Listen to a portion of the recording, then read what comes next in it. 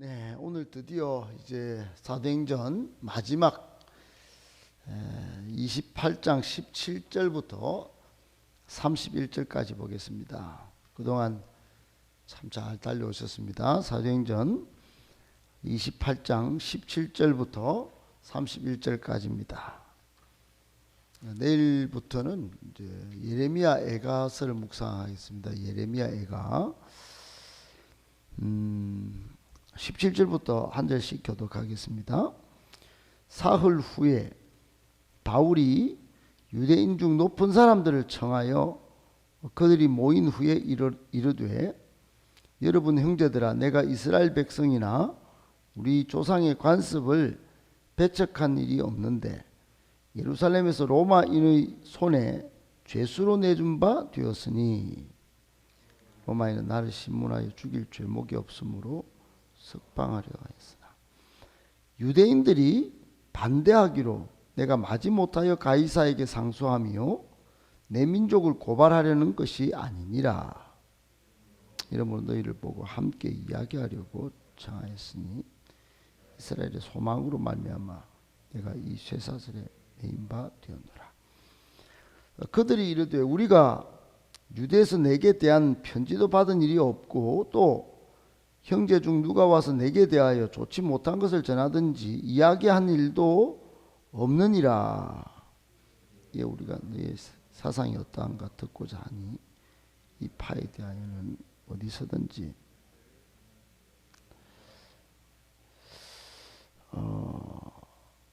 그들이 날짜를 정하고 그가 유숙하는 집에 많이 오니 바울이 아침부터 저녁까지 강론하여 하나님의 나라를 정언하고 모세 율법과 선지자의 말을 가지고 예수에 대하여 권하더라.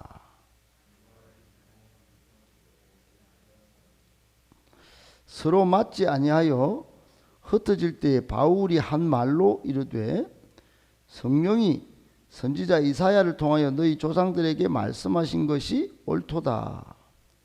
일러서되 이 백성에게 가서 말하기를 너희가 듣기는 들어도 도무지 깨닫지 못하며 보기는 보아도 도무지 알지 못하도다. 이 백성들의 마음이 우둔하여져서 그 귀로는 둔하게 듣고 그 눈은 감았으니 이는 눈으로 보고 귀로 듣고 마음으로 깨달아 돌아오면 내가 고쳐줄까 함이라 하였으니 이방인에게로 보내진 줄 알라. 그들은 그것을 들으리라 하더라. 예, 30절 31절 같이 읽겠습니다. 바울이 온 이태를 자기 셋집에 머물면서 자기에게 오는 사람을 다 영접하고 하나님의 나라를 전파하며 주 예수 그리스도에 관한 모든 것을 담대하게 거침없이 가르치더라. 아멘.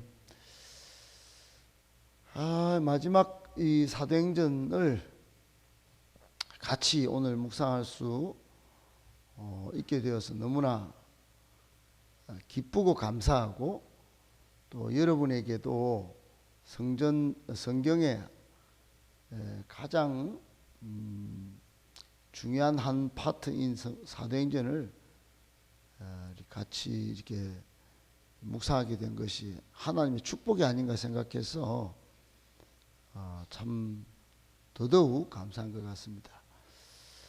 우리가 성경을 볼 때 한 개를 이렇게 시작해서 끝까지 본다는 게 이게 보통 은혜가 아닙니다, 사실. 바쁘고 또 힘든 우리가 시절을 살아가는데요. 성경을 특별히 사도행전은 복음이 어디서 어떻게 전파되고 또 교회가 세워졌는지를 살펴보는 아주 귀중한 하나님의 말씀이기 때문에 더욱 그러합니다. 아무튼 사도행전을 잘 묵상하셨으니 앞으로 이 초대교회의 모습들을 상상을 하면서 우리 교회도 그렇게 아름답게 세워져 가기를, 또 여러분에게도 베드로와 같이 또 바울과 같이 초대교회 신자들과 같은 믿음을 소유하셔서 하나님의 큰 은총을 체험할 수 있기를 예수님의 이름으로 축복합니다. 오늘 말씀을 세 가지로 정리해서 묵상하겠습니다. 첫 번째, 인생의 가장 큰 저주는 복음을 배척하는 것입니다. 여러분, 우리 중에는 내가 내 인생 참 저주받았다, 저주받은 것 같다, 이런 말을 하는 분들이 간혹 있어요. 생각보다 많습니다. 저는 아닌 것 같아요. 목사님, 우리 집안 저주받은 것 같아요.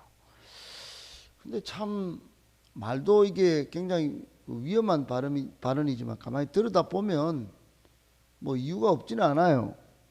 건강이 안 좋거나 또는 사고가 났거나 또는 경제 사정이 엉망이 돼 버렸거나 또는 실패를 경험한 그런 경우에 제가 그걸 공감 안 해줄 수가 없어요. 딱 들어보면은 아이고 뭐 실패를 했는데 계속 실패한 거예요. 마치 인생이 저주받은 것처럼, 그죠? 저주의 폭탄이 터진 것처럼. 근데 여러분, 과연 이게 저주일까 한번 생각해 봐야 됩니다. 이런 것들이 뭐 건강이나 사건이나 또 경제 사정이나 실패나 이런 것들이 진짜 저주일까 말이에요. 여러분, 그것은 인생의 작은 문제일 뿐이에요. 진짜 문제는 뭐냐? 진짜 저주는 이 참된 행복을 모르는 거예요. 안 그렇겠습니까? 참된 자유를 누릴 길을 모르는 거예요. 못 찾는 거예요. 우리에게 준 영생 구원을 자기 걸로 못 취하는 거예요. 길이 있는데 주 예수를 믿으라. 그래야만 너와 내 집이 구원을 받으려. 안 믿어지는 거예요. 안 믿어지는 거예요. 그게 저주 아닙니까? 여러분, 지금까지는 너희가 아무것도 구하지 아니하여서 구하라. 그래야면 너희가 다 받을 거고 너희 기쁨이 충만하리라. 예수 이름을 통해서 기도를 모르니 뭐 참된 기쁨이 뭔지 모르는 거예요. 내가 꼭 길이요 진리요 생명이 나로 말미암지 않고는 하나님께로 갈 자가 없다. 그러니까 행복할 길을 못 찾는 거예요. 헤매는 거예요. 여러분, 이게 저주입니다. 이게 저주. 오늘 17절에 바울이요, 높은 사람들 다 청하고 그 이후로는 많은 사람들이 로마에서 바울한테로 옵니다. 바울이 말을 해요. 바울이 뭐라 하냐면 옛날부터 제가 동족도 배척한 일이 없고 또 유대교도 내가 배척한 일은 없습니다. 저는 그동안 참 이런 우리 조상들이 따르는 이런 것들 다 잘 풀어가지고 가르쳤을 뿐인데 19절에 보니까 유대인들은 반대했대요. 반대하고 배척하고 그래서 이 복음을 안 받아들이는 거예요. 안 받아들이는 거예요. 거부를 해도 거부를. 안 받아들였대요. 안 받아들여요. 여러분, 요즘은 없을까요? 요즘은 더 많습니다. 너가 믿는 예수 우리하고 상관없다. 알았지? 너가 뭐 천국, 야 너가 나가라 너가 그 상식도 없이 뭐. 여러분, 요즘 이렇게 함부로 말하는 사람이 정말 많습니다. 생각보다 엄청 많습니다. 거부하는 일이 진짜 많습니다. 하나님의 은혜의 복음을. 저주는 이게 저주입니다. 천국 뭐 안 가겠다는 거예요. 안 가도 충분하다는 겁니다. 저주 중에 저주는 복음을 거부하고 배척하는 겁니다. 여러분, 이 저주받는 이 저주에 마치 세상에서 놀면서 막 하는 이런 구판을 벌이는 게 이 사탄이거든요. 그러니까 여러분, 이런 곳에 복음의 폭탄, 거룩한 폭탄을 터뜨려야 됩니다. 안 그러면 이게 끝이 안 나요. 가만히 우리끼리 앉아가지고 고민한다고 로댕처럼 앉아가지고 이렇게 안 됩니다, 여러분. 바울이 왜 바울이겠습니까? 이 저주받은 행동들을 하는 이 사람들 끝까지 가르치는 거예요. 복음을 팍 던져버리는 거예요. 폭탄 던지면, 복음의 폭탄 던지면 교회가 득 생기는 거예요. 예수 믿는 사람이 돌아오는 거예요. 거부하는 사람도 있죠. 우리끼리만 잘 먹고 잘 살고 이게 아니고요. 계속 던지는 겁니다. 계속. 최근에 계속 던졌는데 이제 교회로 오겠다는 사람들이 지금 계속 저한테 연락이 옵니다. 그리고 어제 밤에도 11시 가까이서 또 한 명 청년을 또 데리고 와서 우리가 교제를 했습니다. 여러분, 때를 얻든지 못 얻든지 저주받은 이 세상 가운데 복음을 전해야 합니다. 꼭 기억하시고, 여러분, 나를 배척한다 하더라도 나는 복음을 전한다. 그런 마음을 먹고 복음 전하는, 그래서 영혼 살리는 저와 여러분 되시기를 예수님의 이름으로 축복합니다. 아멘. 두 번째, 우리는 예수님이 하신 3대 사역을 잘 수행해야 합니다. 여러분, 예수님이 하신 3대 사역은 가르치고 전파하고 복음 전파하고 치유하는 사역을 하셨어요. 그래서 여러분, 이걸 잘 따라서 바울도 그렇게 했어요. 바울도 여러분 복음을 계속 전해왔지 않습니까? 그 삶 자체가 하나님의 은혜의 복음을 전하는 일을 마치려 하면은 나의 생명조차 조금도 귀한 것으로 여기지 아니하노라. 그러니까 바울의 삶은 그냥 막 복음 전파로 막 그냥 똘똘 뭉쳐 온 피가 그냥, 나는 뭐 수요를 해도 복음이다. 복음 전. 그리고 어제도 우리가 살펴봤듯이 멜리데 섬에 내려가지고는 그 보블리오 추장의 아버지도 막 이질과 역병 걸렸는데 그것도 그 지금 배가 난파돼 가지고 벌벌벌 떨면서 아무것도 없는 그 상황 속에서도 막 머리 안수해가 막 치료를 하고 가는 곳마다 치유의 기적을, 치유의 안수 기도도 막 하고 막 그랬습니다. 그리고 오늘 본문에 보세요. 오늘 사도행전 28장 어떻게 끝납니까? 지위 고하를 막론하고 가르칩니다. 23절에 또 많이 오니까 또 어떻게 합니까? 아이고 세상에 여러분, 아침부터 밤까지 저녁까지 강론합니다. 여러분 보고 오늘 집에 돌아가지 마세요. 그러고는 아침부터 제가 오후까지 가르친다고 생각해 보세요. 이거 참 이게 힘든 일입니다. 그죠? 생업도 해야 되고. 근데 요때는 가르치고 가르침을 받는 일이 일상이었어요. 일상. 31절도 보세요. 하나님의 나라를 전파하며 주 예수 그리스도에 관한 모든 것을 담대하게 거침없이 가르쳤다 그랬죠. 사도행전은요, 가르치심을 예수님이 부활하셔서 가르치심을 시작하신 부터 이렇게 가르친 것부터 시작해서 끝에도 가르치는 걸로 끝나요. 가르침이 얼마나 중요한지 모릅니다.